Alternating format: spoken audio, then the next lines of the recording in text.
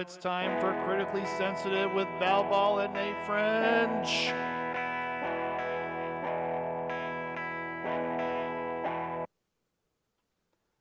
Hello, I'm Val Ball, your hostess with the mostest, and this is my mate.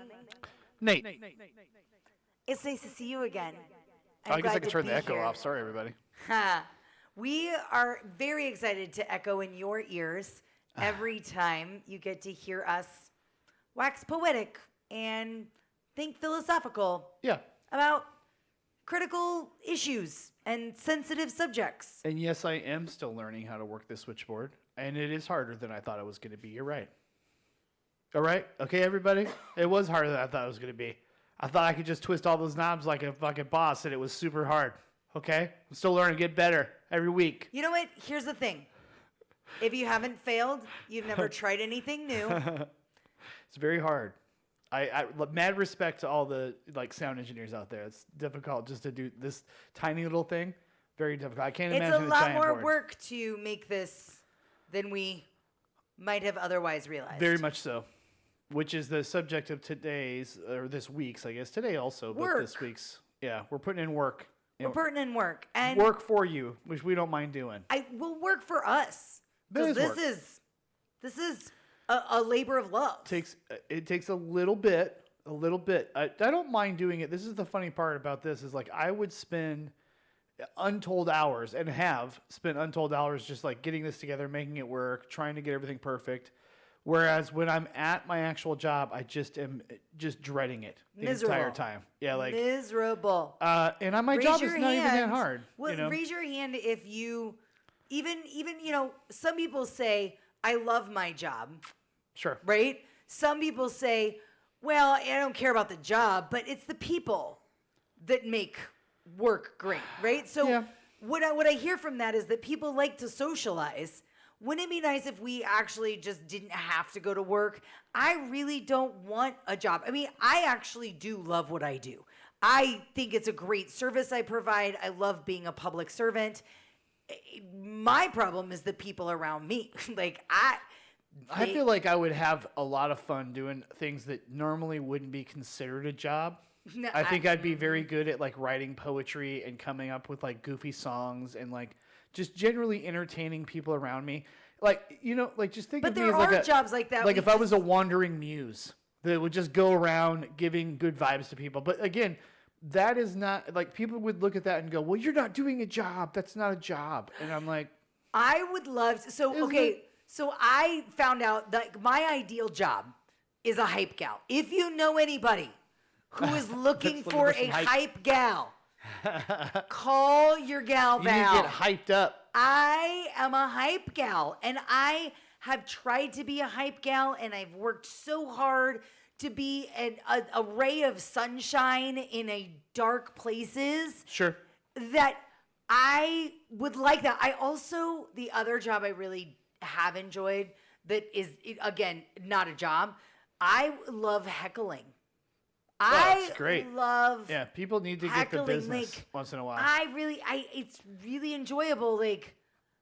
And not to be a jerk. I would never go to a comedy show or somebody's entertainment show and be like, ha ha ha, or make a big thing. I'm not there to steal the light or anything like that. But I do think it's funny to bust your friend's balls, or if you know somebody who's trying to dig a hole and you're like, oh my God, are you going to ever dig this hole?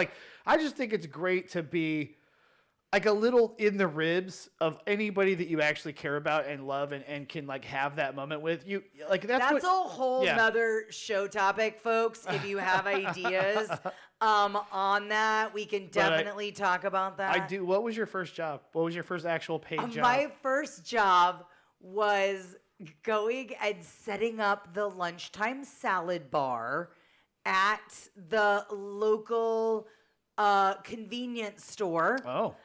Actually where Santa Fe Cafe is that I love. Oh. There used to Shout be. out to everybody at Santa Fe Cafe. That was we love it. Yum. My best friend Rita, love you Rita, used to work there. My friend Sherry works there now. Love it. Anyway, love Santa Fe Great job, Cafe. Sherry. Great job. Everybody's doing a great job at Santa Fe Cafe. Way to work it, Sherry. That was where my first job was, in a convenience store called Stop and Go, where my boss, Steve, apparently was like a buddy of my dad's or something in that area. We didn't live far. Sure. And so I started doing that in the summer, like probably 14, 15. And I'll never forget the things that I learned from Steve. Working like 16 hours or something. Yeah, nothing. Yeah. Like I came in before lunch, set up the salad bar, and then like hung out. How much saw of a how pain in the many ass people, was it? Were you and like, it was nothing. Not it was that bad? nothing. It was No. like hanging out with an old guy at a store. I mean, seriously, these are the things that he taught me. He told me that he was looking for a gal who could eat an entire bomb pop.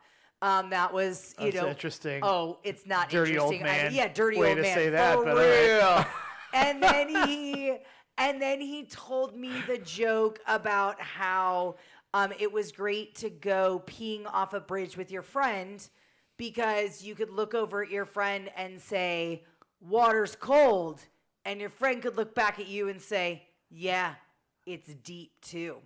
And so that's what I learned from my first job. Wow, that guy was How about all of you? In just the most heinous kind of way. That's funny. I never even realized it. Like that's wow. just like, and I just want to know, like, how many ladies out there? Let's talk about sexual harassment in the food industry while we're on the topic of jobs. I mean, especially in the food industry. Like, what was my official first paid job? Because I think it was when I was a busser at Village Inn.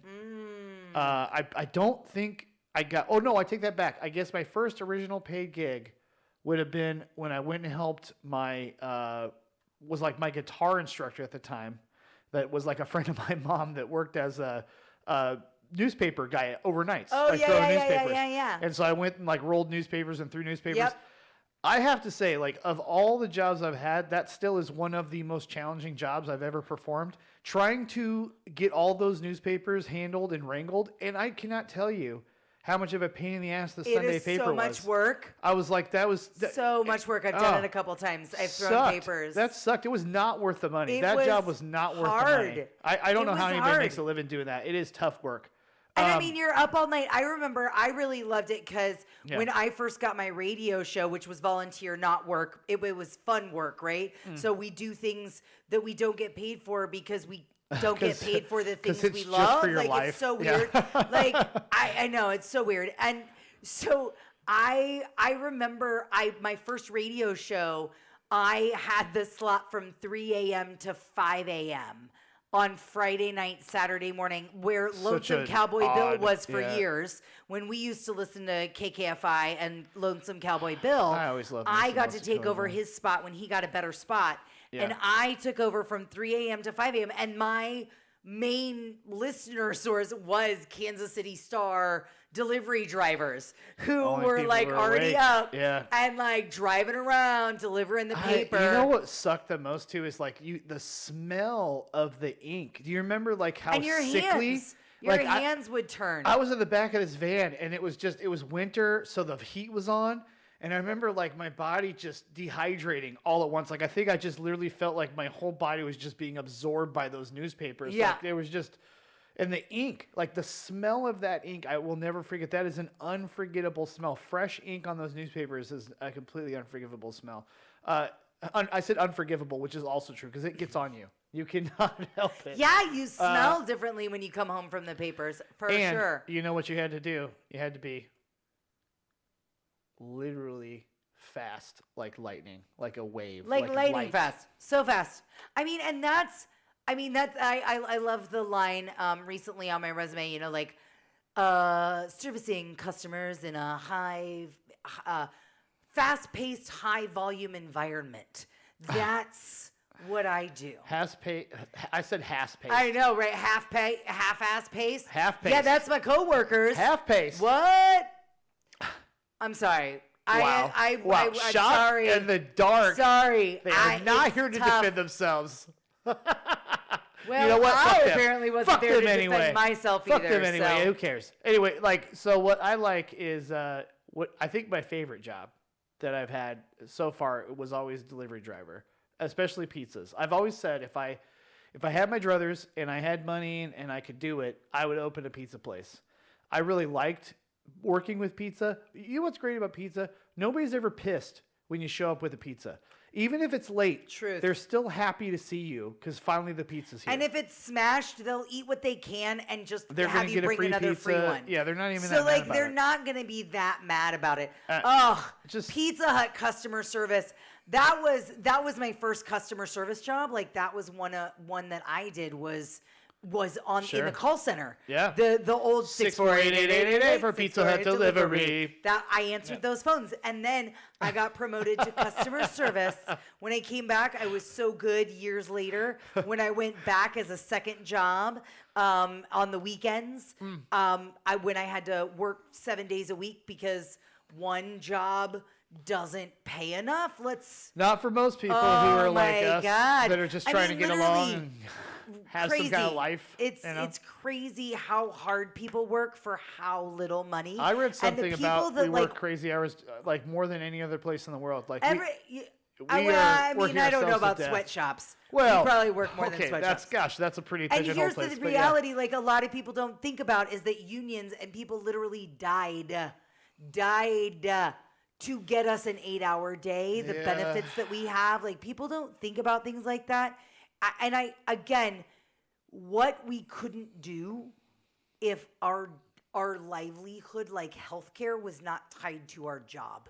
Well, that's, I think, we could actually go and start our own business if we had Medicare for all. Don't you think? Because we wouldn't have to worry about benefits. Don't you think that's what holds a lot of people in a bad job too? Like when you're at a job where you don't really want to stay, but you have everything tied into it, like your 401k, all of everything that's happened with your, in your life, depending on everything you've invested, especially if you've just are starting your family and you have, new or young children, you cannot afford to job hop. Yeah, it's a way to further exploit the employees. Like if you think about, like, I remember learning that in the 1980s, surprise, surprise, during deregulation and those wonderful Ronald Reagan years.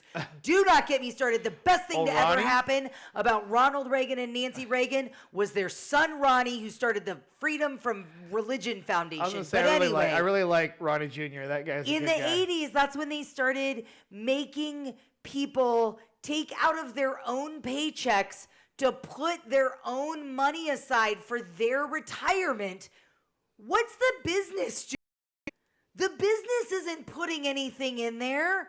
Like, are they putting 2.5%? You took my best years.